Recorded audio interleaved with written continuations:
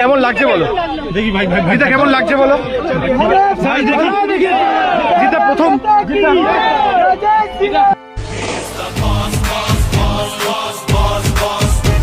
শুভেচ্ছা তুমি জানিয়েছিলে, একটু বলো না কেমন লাগছে আজকের দিনটা, কেমন লাগছে?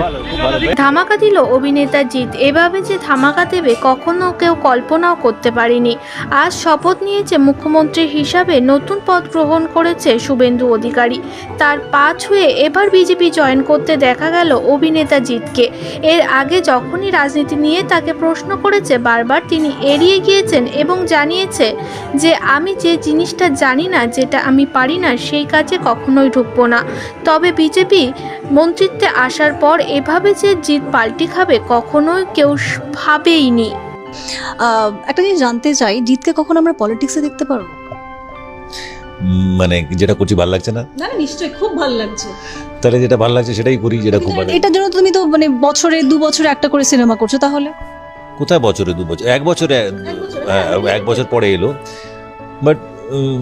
বাট ঠিক আছে, আমি এটাই বুঝি, এটাই করছি। যেটা বুঝি না সেটার দিকে আমি ভাববো কেন?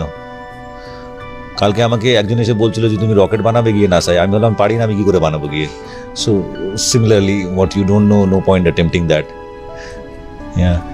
Thank you. তবে কি শুভেন্দু অধিকারীর আসার অপেক্ষায় ছিলেন জিৎ? বিজেপির অপেক্ষায় করছিলেন জিৎ। টিএমসিকে মন থেকে পছন্দ না করার জন্যই তিনি কখনো পার্টির কথা ভাবেনি। আজ শুভেন্দু অধিকারী এবং বিজেপি সরকার এভাবে রাজত্ব করাতেই কি নতুন পদক্ষেপ নিলেন জিৎ? জিতের এই ভিডিও ঘিরে সোশ্যাল মিডিয়ায় তোলপাড়।